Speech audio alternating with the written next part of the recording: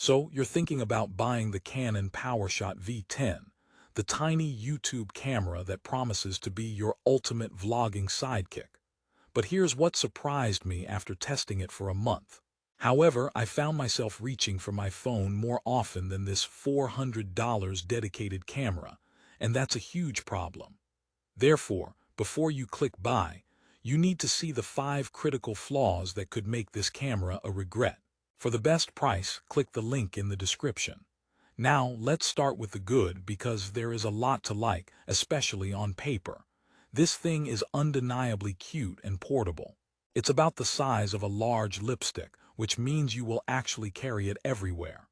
It feels well built, the flip-up screen is bright, and that built-in kickstand is genius. You can prop it on a table, a shelf, even a slightly uneven rock. It's a vlogger's tripod born fully formed. The image quality from that 1-inch sensor. In good light, it's fantastic. Crisp 4K, beautiful colors straight out of camera. Canon's color science is still king for skin tones. The audio from those 3 built-in mics is shockingly clear for a device this small, cutting out a lot of background noise. It's basically a selfie stick-free zone, and for that, we salute it. And this is a massive but, the moment you step away from a perfectly lit, static setup, the problems start rolling in like uninvited party guests. Therefore, let's dive into problem number 1, the fixed wide-angle lens. It's a 19 equivalent. That's very, very wide. This is great if you're in a tiny car or want to show off a massive landscape. But for a standard vlog talking to the camera, you look like a bobblehead. Your nose is prominent, your ears are somewhere off-screen. It's not flattering. There's no zoom, not even a digital zoom while recording video. You are stuck at 19. Want a tighter shot? You have to physically walk closer to the camera. I tried this and now my neighbors think I have a new, intense walking routine towards inanimate objects. Problem number 2 hits as soon as you move. The image stabilization, or the lack of a reliable one. Canon released a firmware update adding an enhanced IS mode, which is good, but even with it on, the footage is jittery. It's not the smooth, gimbal-like flow we're used to from modern smartphones or competing cameras. It feels like electronic stabilization from 5 years ago. If you're walking and talking, it's a rocky road. Your viewers might need motion sickness pills. It's trying its best, bless its tiny heart, but its best isn't good enough in 2024. This leads us perfectly into problem number 3, the autofocus. Now Canon is legendary for its dual-pixel autofocus, but the V10 doesn't use that. It uses a slower contrast detection system. In practice, it hunts. It breathes. You're talking, and you see the background subtly pulse in and out of focus. It's not deal-breaking for a lockdown shot, but for dynamic vlogging, it's distracting. You become deeply aware of your camera's limitations, which is the exact opposite of what a simple vlog camera should do. A good tool disappears. The V10 occasionally taps you on the shoulder to remind you it's struggling. It's like a nervous intern operating the focus. All right, let's talk about problem number 4, which is a real mood killer. The battery life. It's bad.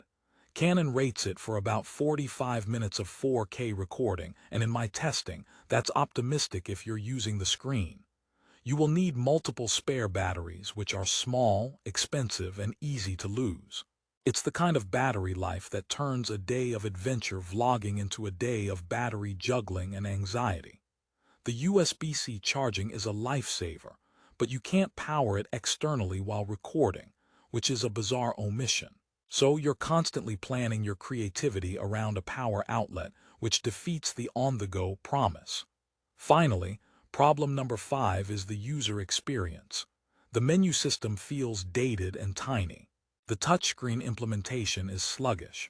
Changing settings while recording is a fumble. Want to quickly switch from video to photo mode. There's a dedicated button, but it's awkwardly placed.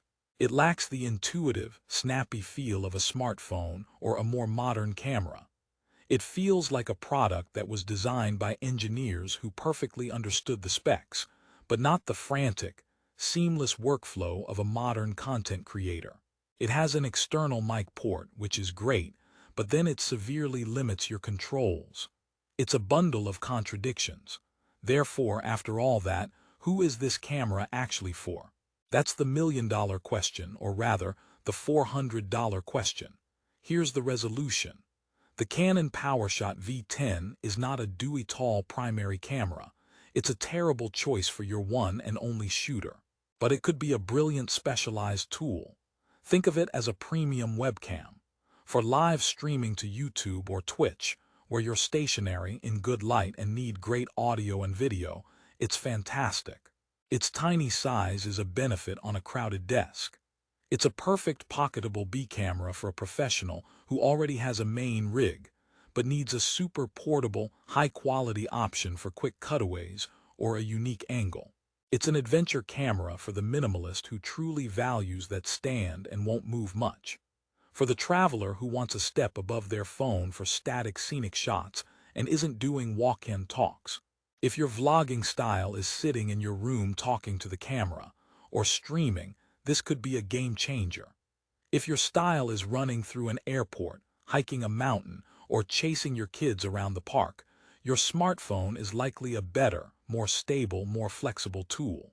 The irony is heavy enough to be its own image stabilization system. So, don't buy the Canon PowerShot V10 expecting it to replace your phone or a proper mirrorless camera. Do buy it if you understand its very specific, slightly quirky niche. It's not a bad camera. It's a misunderstood one. When you use it for its strengths, the stand, the audio, the static shot, it truly shines. You just have to be willing to work around its significant weaknesses. It's the camera equivalent of a brilliant friend who is amazing at parties but can't drive a car. You love them, but you have to manage the logistics. For the best price on this unique, flawed, but occasionally brilliant little camera, click the link in the description below.